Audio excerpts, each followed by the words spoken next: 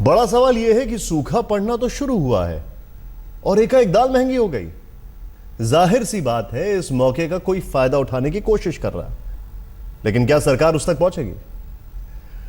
समझौता blast case में NIA के डीजी शरद कुमार का बयान आया है। लेफ्टिनेंट कर्नल पुरोहित के खिलाफ समझौता ब्लास्ट केस में कोई सबूत नहीं है। एनआईए प्रमुख ने आज तक से खास बातचीत में कहा है कि अब तक की जांच में ऐसी कोई बात सामने नहीं आई है जिससे यह साबित हो कि लेफ्टिनेंट कर्नल पुरोहित की इस ब्लास्ट में कोई भूमिका थी। 2008 के मालेगांव मामले में लेफ्टिनेंट कर्नल पुरोहित के खिलाफ मकोका को लेकर पूछे गए सवाल पर एनआईए के डीजी ने कहा है कि यह जांच पर निर्भर करेगा।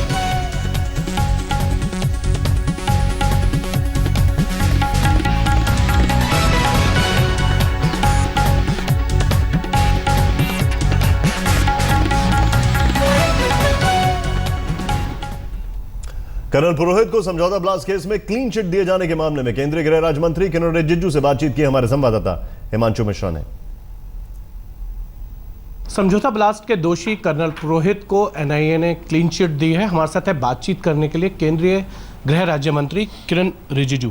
किरेन जी, एनआईए ने जो है क्लीन चिट दे दी है समझौता ब्लास्ट के जो एक्यूज थे कर्नल पुरोहित उनको। देखिए, एनआईए के अपने जो वरिष्ठ अधिकारी के स्तर पर जो आपको बातें बताया होगा वो ज़मीनी स्तर पर जांच के जो नतीजा है उसका अवसर पर उसको देखते हुए उन्होंने बात बताया होगा। मैं इतना कह सकता हूं कि कांग्रेस के समय में अपने अधिकारियों के ऊपर में दबाव डालते हुए किसी चीज़ को मजबूरी से काम करवाया होगा, तब जाकर के उस समय एक बात एक अलग तरीके में चले गए कि पूरा एक समुदाय को उन्होंने सेफ्रन टेरर का जो लफ्ज़ इस्तेमाल, हिंदू टेरर का शब्द, जो भगवा आतंकवाद का जो शब्द इस्तेमाल किया था, और उस मुहिम में उन्होंने गृह मंत्रालय को पूरा दुरुपयोग किया।